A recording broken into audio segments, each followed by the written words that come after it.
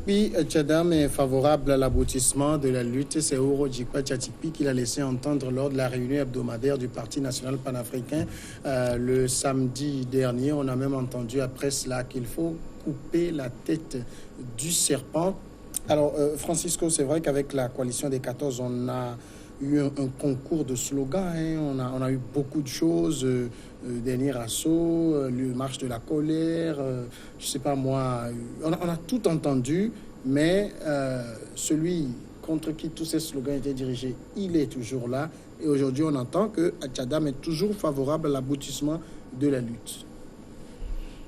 Ah oui, c'est normal que cette lutte aboutisse pour le bien de tous les Togolais, même pour celui qui est là-bas, qu'on dit qu'il est toujours là-bas. Je crois que cette lutte démocratique n'est pas contre le chef de l'État, Faure Gnassingbé, c'est pour le bien de tous les Togolais. Et il faut que tout le monde le comprenne ainsi. Donc, c'est vrai que quand il le dit, est-ce qu'il n'essaie pas peut-être de faire taire certaines supputations qui disent que depuis on n'entend plus à Tchadam? Ça veut dire quoi? Que ça ne l'intéresse plus trop en fait? Non, je vous ai dit en termes de lecture, moi ma lecture des mouvements, c'est que en fait le 19 août 2017, depuis le 19 août 2017, nous avons franchi une ligne. De la rouge? Oui, peut-être une ligne rouge, parce que les gens pensaient qu'ils avaient peut-être le fauteuil à vie. Mais depuis le 19 août, beaucoup de choses se sont passées. Même quand nous allons aux dernières élections législatives où la CENI katangaise nous a annoncé, je crois, un pourcentage de participation de 60%. Lui-même, il sait ce qu'il a avancé comme chiffre. Donc, on le comprend. Quand vous avez eu à plus de 60% pour faire une élection législative et que vous avez des difficultés à former un gouvernement au complet, c'est profond. Donc, ce que j'ai dit, en fait, ce que dit Tchikpi ou je sais pas, Oro Djikpa, c'est compte tenu de comment le terrain a bougé ou est en train de bouger. Peut-être que ça va bouger plus à l'avenir, pas forcément avec Tchikpi à Tchadam, mais il faut faire, quand vous faites la lecture du Togo, vous sentez qu'il y a quelque chose qui bouge et qui dérange et le sommeil des gens. Bon, ça va aller. Et on verra jusqu'au bout ce que ça va donner. Credo Tété, vous croyez en tout cas quand on dit pas que Tchadam est toujours favorable à l'aboutissement de la lutte, c'est-à-dire il est en train de rassurer un peu les militants de l'opposition pour leur dire depuis son exil, il ne vous a pas oublié, il est dans le combat.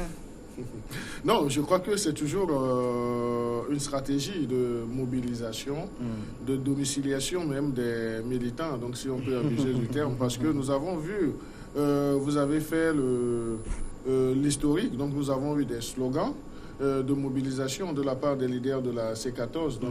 Nous ne sommes pas à savoir que le PNP joue un grand rôle dans cette coalition des 14 partis, et lorsque le PNP ne participe pas à une activité, donc on voit également les résultats sur le terrain.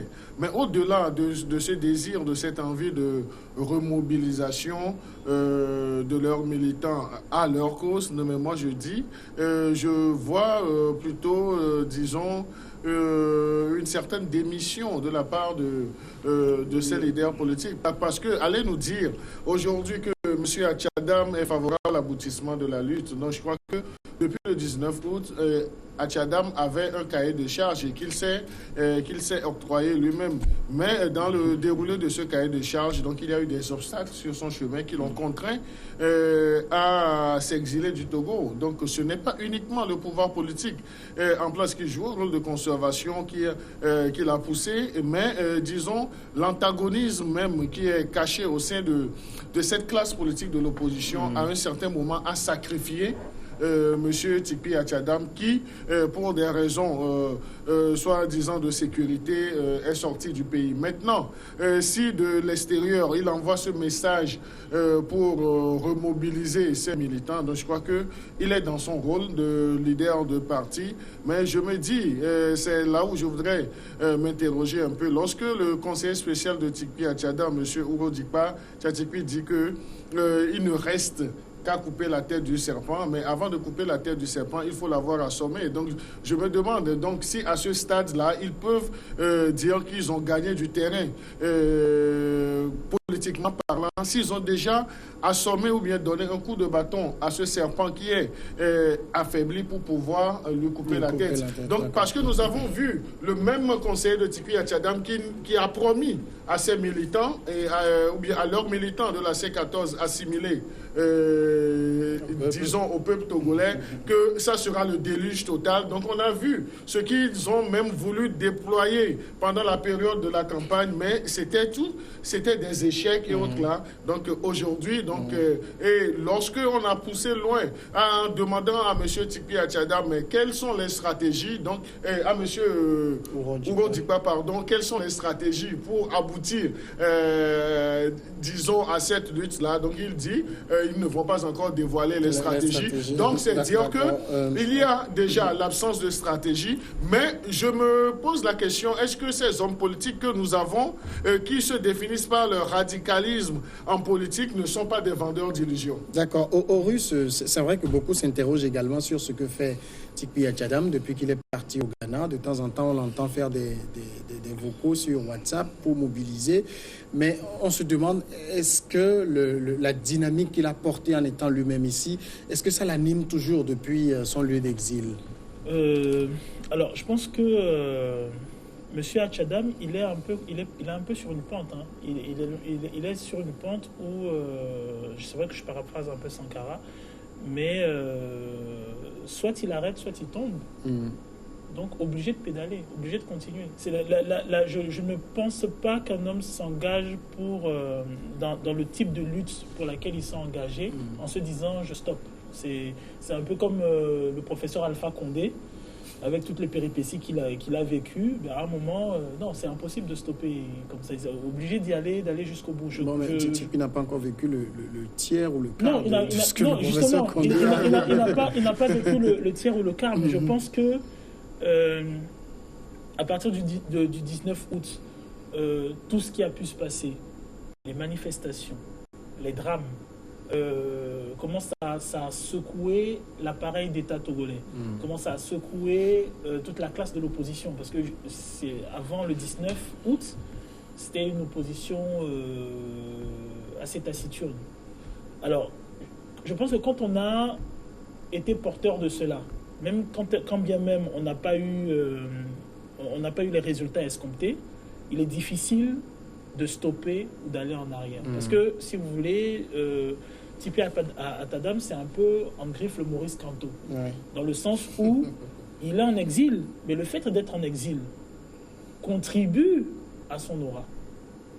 Justement, c'est la question qu'on se pose. Voilà, est-ce qu'il n'a pas simplement envie de garder ce mythe qu'il est devenu en restant en exil? Parce que jusque-là, beaucoup continuent de dire, s'il était là, les choses ne se seraient pas passées comme ci, comme ça. Oui, les gens vont avoir cette réaction-là, mais le problème avec le cas de M. Achadam, c'est que en réalité, jusqu'à présent, il y a un flou total sur les raisons véritables qui font qu'il est toujours en exil. Les raisons véritables qui font qu'il ne participait pas au dialogue. Les raisons véritables qui font que pour un État où on dit tout est apaisé, tout est réconcilié, on a eu des négociateurs, on a eu des gens de l'UA, tout ça. Étonnamment, personne n'a exigé que M. Achadam participe à ces discussions. C'est bizarre pour un État où on dit tout est en paix, tout est apaisé. Ça sous-entend que la personnalité en lui-même inquiète.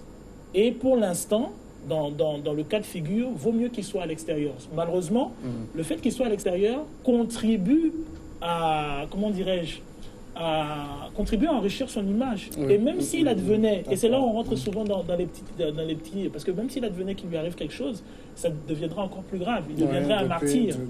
Alors, voilà. Francisco, est-ce qu'il n'y a pas, Horis a touché le point en dernier ressort, est-ce qu'il n'y a pas de la part de Tikpi une volonté de conserver le mythe qu'il a été ici? Non, pas seulement de conserver. Atchadam, qu'on le veuille pas, ça a été une admiration, elle a été une admiration d'une grande frange de la population. Et quand vous voyez aujourd'hui les attaques qui se font, c'est-à-dire que les réunions hebdomadaires des partis, malgré toutes les brimades, ils sont restés constants. Et ils le font à l'intérieur sans crainte, sauf que régulièrement, on envoie les forces de l'ordre les tabasser.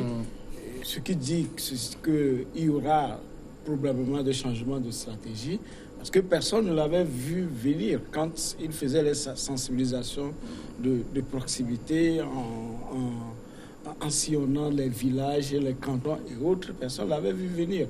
Donc, Oui, mais un Tikpi sur le territoire qui a sensibilisé pendant des mois avant de lancer un mouvement gigantesque, et un Tikpi depuis le Ghana, où je ne sais pas où se trouve, ce n'est pas le même effet. Ce n'est pas le même effet, mais on dit quand on aime son pays, une lutte, on ne se donne pas en martyr. C'est-à-dire la lutte risque de ne pas, n'est-ce pas, aboutir. Si les gens lui accordent les îles, disons, entre guillemets, ce n'est pas pour rien. C'est parce que ce monsieur a fait trembler, n'est-ce pas, les gens, a stoppé le rêve de beaucoup de personnes. Et ça, personne ne peut le nier. Donc, en étant à l'extérieur, c'est pour sa vie. Et s'il était ici, on ne sait jamais ce qui pouvait lui arriver. Mais lorsque on vous traite de djihadiste dans tous les médias et autres, on envoie des images de manipulation et autres. Et je ne pense pas que même Credo Teto qui est ici peut résister au Togo le jour qu'on lui dira qu'il est djihadiste. Alors, justement, ses membres auraient égorgé peut-être des militaires. Alors, justement, donc, voilà, c'est la crainte. S'il n'y avait pas eu certaines choses, c'est parce qu'on reproche à Maurice Kanto. Voilà, donc ici c'est différent. Quand on dit que vos éléments ont tué des militaires et que personne n'est arrivé à porter la preuve, que ce soit avéré ou contraire. Et donc c'est compliqué dans cette situation. Est-ce que le Tikpi Atchadam lui-même n'a pas été également surpris par la durée de la lutte? Peut-être qu'il a misé sur quelque chose de très court, mais depuis le 19 août, nous sommes en 2019, ça a commencé en 2017, bientôt 2 ans, ça ne change pas. Et quand ça dure dans le temps, c'est difficile à tenir la barque. Oui, non, mais je dirais que M. Tikpi Atchadam, le 19 août, a voulu faire une opération de charme, d'éclat, mais lui-même, il a été surpris par l'ampleur. Donc ça, c'est une analyse personnelle, parce que vous avez vu qu'au lendemain du 19 août, il a fait appel au chef de file, à l'ancien chef de file de l'opposition, M. Jean-Pierre Fabre, pour qu'il vienne prendre le devant de la lutte. Donc c'est dire qu'il ne s'était pas... Ça, il n'y avait pas une stratégie de bout en bout préparée de sa part? Une stratégie de bout en bout, non. C'était une surprise même pour M. Tikpi Atchadam, vu l'ampleur, les dégâts qui ont été causés à son bon vouloir. Après, dans cette journée du 19 août, donc il a été surpris, mais également, il s'est dit à un certain moment que seul il ne pouvait pas porter cette lutte. Donc c'est pourquoi il a fait il a tendu la main à Jean-Pierre Fabre, qui était réticent même avant le 19 août. Quand il avait l'intention de faire cette grande manifestation. Donc nous avons vu le jeu de ping-pong qu'il y a eu entre le CAP 2015 et le PNP. Donc il a fallu que des gens comme d'autres leaders politiques, comme les partis, le CAR, Maître Apévon, Antoine Folly, à un certain moment, se sont déclarés pour dire qu'ils appellent également leurs militants à soutenir les actions qu'on a vues. Le CAP, surtout le parti de l'ancien chef de file de l'opposition, l'ANC, à revenir dans la balance. Donc, le fait que Tipi Atchadam ait tendu la main à Jean-Pierre Fabre, c'était une façon de ressusciter Jean-Pierre Fabre. Parce qu'il nous en souvient que 2 semaines, ou bien quelques 10 jours avant le 19 août, le 4 2015 a fait une grande activité qui a été un fiasco total. Mais maintenant... C'était le 6 oui, c'est exactement la lecture que j'en fais, parce que je trouve au contraire que c'était des actions très, très construites. Et je me rappelle à l'époque, quand je venais ici, je disais que non, mais alors ce monsieur, je ne le connais pas, je n'ai jamais assisté au meeting, mais je trouvais qu'il maîtrise étonnamment ses classiques. Alors, je donne un exemple. Quand par exemple, on a toute la communication de proximité faite pendant des mois au niveau des régions, au niveau des populations, au contact des agriculteurs, ainsi de suite, ça fait penser à du Cabral. À un moment, on a des choses qu'on ne voyait absolument pas. Moi, je n'avais jamais vu ça à Togo. Tu as des hommes politiques qui vont au niveau des marchés, qui vont faire de la campagne de proximité, qui vont visiter les détenus en prison, qui vont visiter les détenus à l'hôpital. Ça ne s'était jamais vu. À un moment, il y a une manifestation qui était très particulière où on a les opposants avec des fleurs qui les remettent aux militaires. C'est la révolution des œillets. Donc, au contraire, je trouve que c'était très, très bien construit. Et après, je pense qu'il y a un jeu de communication un peu particulier parce que, au début, on mettait quand les médias occidentaux avaient un problème. Alors, on leur dit, grosso modo, celui qui est au devant de la lutte, c'est M. Tipi Atchadam. Et on leur dit, le chef de l'opposition, c'est M. Fabre. Et on leur dit, le porte-parole, c'est Mme Adjababo. Ils auraient pu charcuter et mettre M. Fabre et Mme Adjababo devant. Mais au début, tous les médias occidentaux faisaient tout pour avoir les trois. Et étonnamment, après, on se retrouve dans une situation où M. Atchadam s'exile. Il y a des négociations, des jeunes se font arrêter. Et dans tout le processus, moi d'ailleurs, c'est ce qui m'avait étonné parce que, bon, alors peut-être que ce que je vais dire a l'air un peu utopique et idyllique, mais j'estime que vous êtes trois personnages de l'opposition togolaise. Vous avez des personnes en face de vous que vous affrontez. Ben, une est en exil. Vous dites, OK, vous avez négocié des termes qui permettent en fait de faire des choses de manière apaisée. Cette personne ne revient pas. Vous êtes les deux à aller devant. Les jeunes, voilà, par exemple, il y a des subtilités. Les jeunes qui, à un moment, petit à petit, qui font partie de la société civile, qui petit à petit encadraient et ramenaient quelque part une masse, parce que quelque part, tous les autres jeunes les regardent. Ces jeunes-là, on les enferme. Et jusqu'à présent, vous n'avez pas exigé la sortie de ces jeunes. Alors, moi, je trouve qu'il y a eu beaucoup... Ce qui s'est passé depuis le 19, il y a eu beaucoup de stratégies. Le ministre Classou, encore une anecdote. Le ministre Classou, le Premier ministre. Quand le mouvement a commencé, le mouvement commence, ça secoue tout le monde parce que personne ne s'attend à l'envergure de ce mouvement. D'ailleurs, on voit que M. Yark, à un moment, commet quelque part certaines bévues. Parce qu'il y a une certaine répression, il y a des mots qui se disent, et tout le monde s'interroge d'ailleurs sur la communication du ministère. Voilà. Parce que tout le monde se demande, mais comment le ministre n'a pas de communicateur qui permette un tant soit peu de rectifier son message. Bon, M. Classou à l'époque est en Côte d'Ivoire. Et à l'époque, tellement ça secouait, on s'attendait à une réunion de l'Assemblée nationale. Cela ne se passe pas. Et il fait quelque chose de très stratégique. Mais moi, je trouve très stratégique. C'est rien, c'est une phrase. Hein. C'est très stratégique. Il dit, oui, nous avons écouté la revendication des réformes parce que c'était ce qui était demandé au début, les réformes et tout ça. Et il dit, oui, nous allons faire les réunions, nous allons faire les réformes et tout ça. Et il sort une phrase, il dit, mais il n'y a pas de rétroactivité, la question concernant la rétroactivité. Et c'est fini. Quand il a mis, c'est-à-dire, ça a l'air de rien, mais stratégiquement, c'est quelque chose. Et quand il met cette question-là, le débat change. Oui, ça réoriente carrément le débat. Si vous voulez que j'ajoute quelque chose. Alors, je vais il a encore terminé. Alors, vous allez voir que dans tout le processus par rapport à l'opposition, ils arrivent à secouer le système et ce n'est qu'à un moment débordé parce qu'il y a un foutoir pas possible au niveau de la communication qu'on décide du congrès. Et c'est lors du congrès qu'on va réintégrer pas les technocrates. Parce que quand vous voyez le bureau de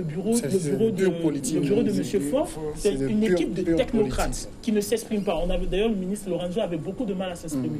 Et on va chercher des politiques. Lui, on s'est intéressé sur ce qu'il cherchait à la communication. On va chercher des purs politiques, des anciens qui connaissent les rouages, qui connaissent les personnalités, qui connaissent leurs vices. D'accord, on va partager rapidement la parole. Vous voulez réagir rapidement avant de retourner à donc, ce que je voudrais dire, c'est que l'opposition qu'on avait, que c'est quoi, 15 ou 15, c'était des opposants de la ville qui ne connaissent que les ruelles de Lomé et puis la voie nationale. Non, je suis sérieux avec ce que je dis.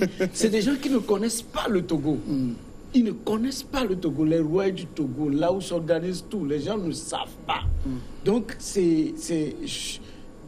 le travail qu'a fait Tikpi, c'est un travail énorme. Ils ne l'ont jamais fait.